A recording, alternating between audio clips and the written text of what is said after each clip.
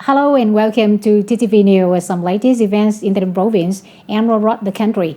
Ladies and gentlemen, TayNinhTV is focusing on boosting public revenue collections for the first quarters of 2025, aiming to ensure effective revenue collection, closely monitor business operation, and improve tax management to boost local financial targets.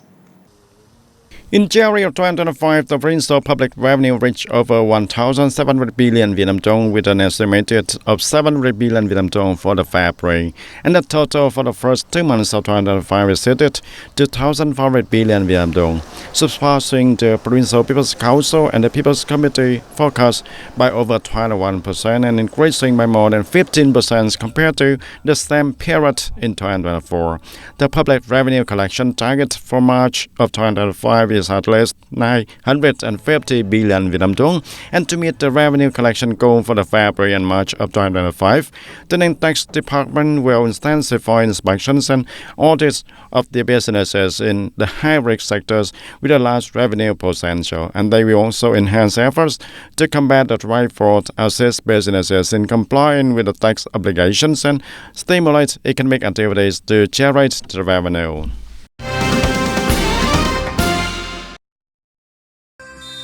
After 3 exciting days of competition, the final match and closing ceremony of the second TayNinhTV television football tournament TKP Cup 2025 took place on the evening of February 16 at TayNinhTV Sports Training and Competition Center. In the final, TayNinhTV Department of Education and Training and the joint team of the Department of Finance and Department of Construction competed together. In this decisive match, the players from both teams played with great determination, providing the audience with impressive, skillful plays and many beautiful goals.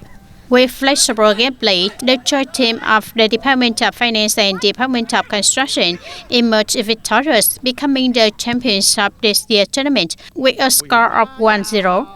Immediately after the final match, the closing ceremony took place with the championship trophy, medals, and individual awards presented to the teams and outstanding players. The TTVNEWS Joint Stock Company, the main sponsor of the tournament, also donated 100 million Vietnam dong to the Fire Fighting and Rescue Police Department of TayNinhTV Province, TayNinhTV Provincial Police, to support families in need, including police families and soldiers' families in difficult circumstances.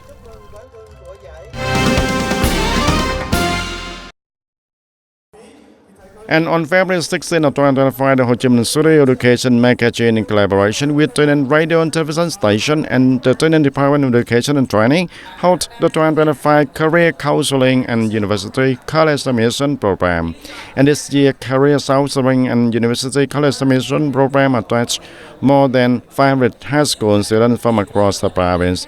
And during the event, admission experts shared valuable information about the various fields of the study and admission processes for the 2025. Additionally, the students asked many questions regarding the admission process and learning environments and their career paths, and they were interested in pursuing. And these questions were thoroughly answered by the experts. And for the 2024 and 2025 school year, TayNinhTV has over 10,000 Fulbright students preparing for their high school graduation exams. In addition to preparing for the 2025 high school graduation exams, this is also a crucial time for the high school to intensify their career counseling and admission guidance efforts, helping the students make informed decisions about their future careers. Ladies and gentlemen, during the discussions at the group section, National Assembly Vice Chairman Nguyễn Đức Hải agreed with the necessity, political, legal, and practical basis for issuing a resolution by National Assembly to pilot several mechanisms and policies to address challenges in scientific activities, technologies, innovation, and national digital transformation. He emphasized that only practical mechanisms and policies should be included in the draft resolution, focusing on urgent issues with feasible solutions for implementing the Village Bureau's Resolution number 57 on breakthroughs in scientific development, technology, innovation, and national digital transformation.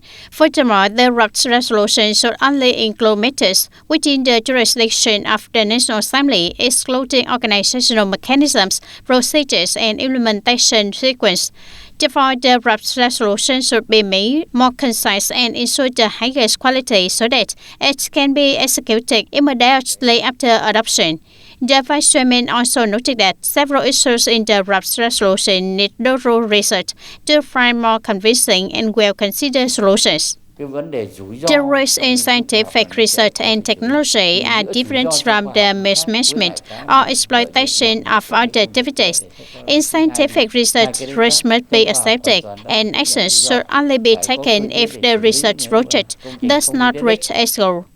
He also suggests that the focus should be on mobilizing unavailable social resources, not just state funding, to promote science, technology, and digital transformation. Investment in science will require increasing resources over time in many fields. It's not just state-owned enterprises that are key, such as in mechanics, digital transformation, and biotechnology. The crucial point is that we need to foster an investment environment that is favorable. He further emphasized the importance of international cooperation to drive scientific innovation, technology, and digital transformation. However, he also stressed that the most important factor is to strengthen internal capabilities, especially human resources. Turn to domestic news. The United States remains Vietnam's largest export market in January 2025, with export revenue reaching approximately $10 billion. And according to the Ministry of Industry and Trade, out of a total of export turnover of over $33 billion in January 2025, the U.S. market accounted for about $10 billion, and with this turnover, the U.S. continues to be the Vietnam's largest export market in the first month of the year. In terms of the commodity structure, the export declines across all three main product groups, with the largest decrease in agriculture, forestry, and fishery products, followed by processed industrial goods, fuels, and minerals also. And however, several key export items showed a strong growth at a double-digit rate, such as iron and steel products, computers, electronic products, and components. As for the markets, China followed closely behind the U.S. as Vietnam's second-largest export destination. The audience in January 2025, despite the decline in the total export value compared to the same period last year, due to the attended Lunar New Year holiday, 7 items managed to surpass the $1 billion mark in export value.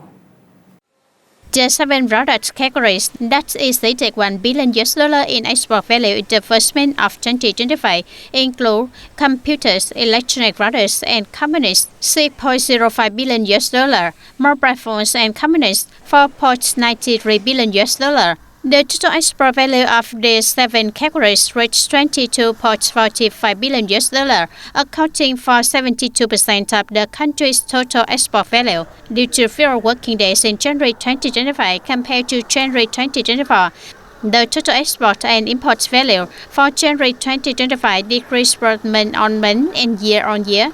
The total export-import value of goods in the country reached $63.25 billion, down 10.3% compared to December 2024. Ladies and gentlemen, on February 15, during the discussion session in the hall, National Assembly delegates provided feedback on the amended draft law on the organization of local government. National Assembly Chairman Trần Thanh Mẫn presided over the session, and National Assembly Vice Chairman Nguyễn Khắc Định moderated the discussion. 19 terms of delegates speak and 1 engaged in a debate. The delegates worked with urgency, and the atmosphere was lively, with patience, straightforward, and practical comment reflecting a high sense of responsibility. Most of the comments show strong reformist thinking, supporting changes, and determinations to take the country into a new phase with proposed solutions. And during the discussion, the delegates highlighted issues related to the need to strengthen decentralization, delegation of power, and clarify collective and individual responsibilities to enhance leadership capacity, the management, and economic social development direction. The RUP law should consider granting special decision-making powers in urgent cases to the People's Committee of Provinces and Cities and the chairperson of the People's Committee of Provinces and Cities, the state and town and the city People's Committees and chairpersons of the People's Committees and the commune, ward or the township levels, who will be held accountable for their decisions under the law while ensuring the tight control mechanisms according to legal regulations. The delegates proposed further empowering the chairperson of the People's Committee at all levels and emphasizing the individual role of the head of the People's Committee. Regarding the working principles of the People's Committee, I agree with ensuring the collective principle of the People's Committee. However, there must be broader powers granted to the chairpersons of the People's Committee to carry out their duties in a clear delegation of power to ensure they can perform their roles more effectively. And during the discussion, many delegates expressed interest in regulations on dialogue between the local governments and the people to avoid formalities and ensure effectiveness. And they also discussed the duties and powers of the People's Council, People's Committee and their chairpersons, as well as the organization and models of the local government, among other topics. The experience shows that where the local government effectively holds dialogue with the people, there is greater public consensus and support for the government activities.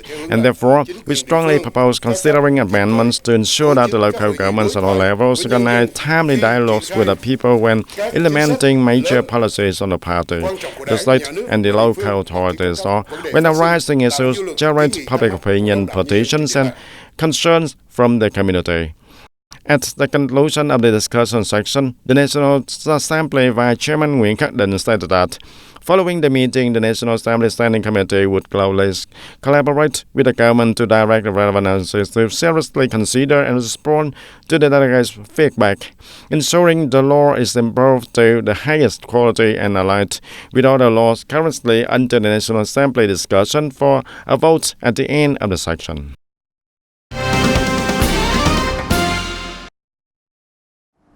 Mr. Nguyễn Chí Dũng announced that the government will report to the Central Committee to issue a separate resolution on the development of the private economy. He emphasized that in 2025, the government aims for high growth and rapid development, but with sustainability, ensuring the environment, social welfare and macroeconomic stability. Accordingly, achieving over 8% growth in 2025, despite difficulties and challenges, will have strong consensus and determination from the Central Committee, local authorities and society as a whole.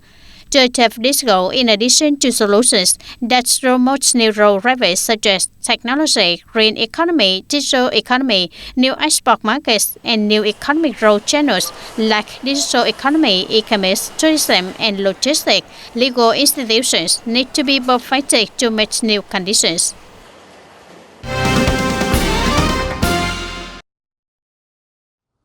And in 2025, experts forecast that Vietnam real estate market will experience significant positive changes, and with the government support policies, both domestic and foreign investment capital, and the recovery of the economy, real estate continues to be one of the key sectors driving economic growth. And according to predictions, the supply of real estate in 2025 is expected to increase significantly. In Hanoi and Ho Chi Minh City alone, the new supply is projected to rise by 44%, creating conditions for a balance between the supply and demand while boosting the liquidity. And the Vietnam Real Estate Brokerage Association believes that 2025 marks the comprehensive recovery of the markets driven by the government's policies aimed at overcoming difficulties. Additionally, the increase in public investment in the large infrastructure projects will serve as a catalyst for the development of surrounding areas. The mortgage interest rates are expected to remain stable and supporting home buyers and stimulating the housing real estate market.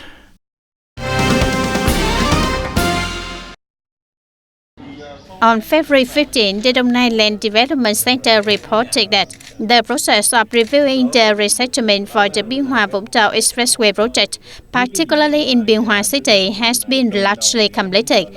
Following this review, local authorities have proposed prioritizing nearly 350 households within the project area for the opportunity to purchase social housing. These households have homes on land but do not meet the legal requirements for resettlement land allocation. They have transferred land through informal handwritten contracts or built houses on land not in accordance with urban planning, often on other people's property. However, they have registered residents or temporary residents in the area and have lived there for many years. After the land is reclaimed for the expressway, they will no longer have any way to live. To implement the project, Dong Nai must reclaim land from over 3,500 cases in Biên Hòa City and Long Thành District. Among them, hundreds of households in Biên Hòa have built homes on agricultural land and do not meet the resettlement criteria. To stabilize housing for these residents, the province has proposed a policy that prioritizes them for purchasing social housing. Ladies and gentlemen, on the afternoon of February 15, continuing with the agenda of the ninth extraordinary sessions of the 15th National Assembly, National Assembly Vice Chairman Nguyễn Đức Hải chairs a discussion on the draft resolution for piloting several special mechanisms and policies to develop the urban roads network in Hanoi and Ho Chi Minh City. As the economic engines of the entire country, Hanoi and Ho Chi Minh City require specific mechanisms and policies to develop urban rail system, which is essential and in line with the practical development needs of the nation. According to Delegate Nguyễn Văn Cảnh, to maximize effectiveness and attract more people to use the rail system, it is necessary to create a connected transportation network between train stations, residential areas, commercial zones, and office buildings. We need to add structural buses to connect the Cầu Giấy station of the Nhuống Hanoi Lấy and the Cát Linh station of the Cát Linh Hà Đông Lấy. Passengers can directly board the buses without leaving the station. These buses should not stop along the way to pick up or drop off passengers. As is the now, we may incur additional costs to maintain these buses, but this could enhance the effectiveness of the two metro lines, where we have already invested tens of billions of Vietnam dong. We should also research the possibility of a choice ticketing system that allows passengers to travel between any stations on both lines with a single ticket. This will connect the two lines and provide convenience for the public, increasing ridership and improving the efficiency of the metro lines. Similar approaches could be applied to future metro lines as well.